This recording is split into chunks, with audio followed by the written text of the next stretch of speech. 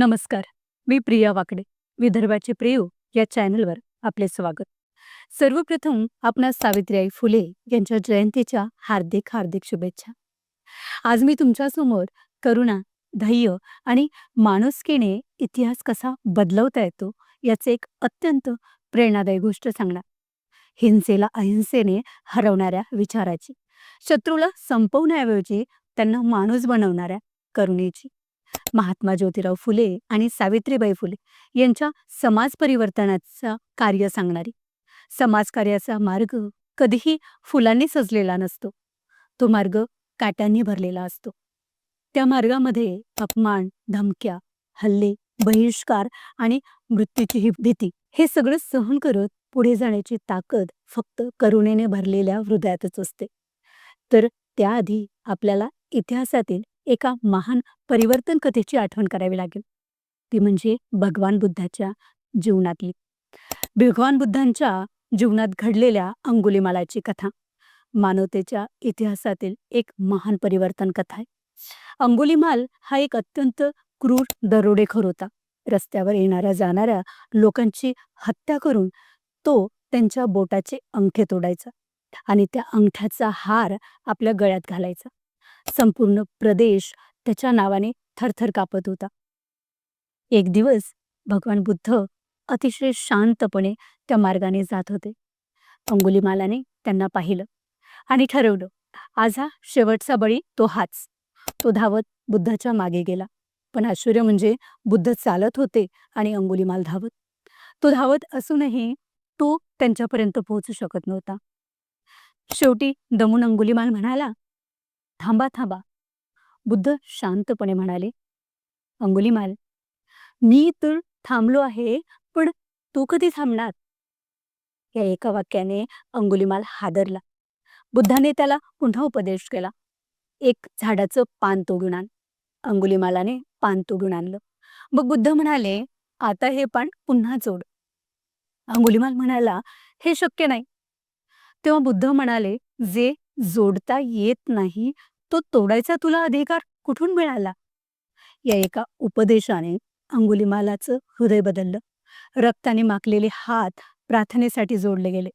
तो बुद्धाच्या चरणी शरण गेला आणि पुढे तोच अंगुलीमाल बुद्धाचा शिष्य झाला.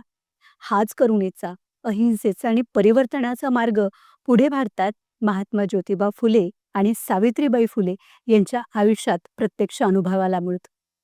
त्या काळात भटवादी प्रवृत्तीने शिक्षण, समता आणि शिक्षणाचा आवाज दाबण्याचा कट रचला. महात्मा ज्योतिराव फुलेंचा खून करण्यासाठी प्रत्येकी 1,000 रुपयाची सुपारी देण्यात आली. ते दोघे मारेकरी होते रामोशी रोडे आणि धोंडीराव नामदेव कुंभार. दोघेही मागासवर्गीय.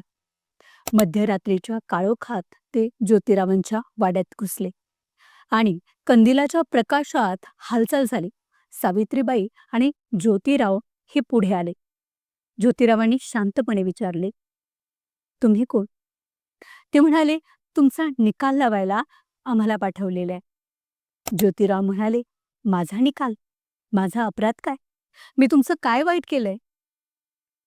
ते उत्तरले, तुम्ही काहीच वाईट केलं नाही आणि आम्हाला काय माहीत नाही, पण तुमचा जीव घेतला तर आम्हाला प्रत्येकी 1,000 रुपये मिळतील.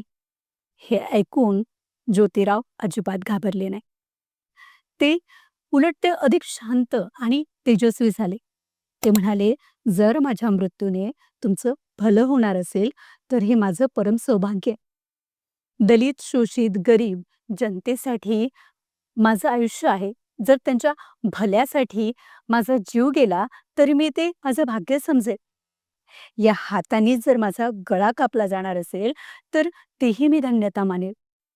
हे शब्द अंगुलीमालाला दिलेल्या बुद्धाच्या उपदेशासारखेच होते. त्या मारेकऱ्याच्या हातातील कुऱ्हाडी थरथरू लागल्या. क्षणातच त्यांची हृदय बदलली. त्यांनी आपली शस्त्र ज्योतिरावांच्या चरणी ठेवली, नतमस्तक झाले आणि म्हणाले, तुम्ही आम्हाला मारलं नाही तर आम्हाला माणूस बनवलं. त्या रात्री 2 खुन्याचा अंत झाला आणि 2 विद्यार्थ्याचा जन्म झाला. पुढे ते दोघेही महात्मा फुलेंनी सुरू केलेल्या रात्रीच्या शाळेत शिकू लागले. हीच आहे करुणेची ताकद. हीच आहे अहिंसेची जिंकणारी वाट. आणि हाच आहे भगवान बुद्धापासून महात्मा ज्योतिराव फुले आणि सावित्रीबाई फुले यांनी आपल्याला दिलेला मानवतेचा अमूल्य वारसा. धन्यवाद. पुन्हा एकदा आपणास सावित्रीबाई फुले जयंतीच्या हार्दिक हार्दिक शुभेच्छा. आपणास हा व्हिडिओ आवडल्यास नक्की कळवा. लाईक करा, शेअर करा आणि हो, विदर्भाचे प्रियो या चॅनलला सबस्क्राईब करायला विसरू नका. धन्यवाद.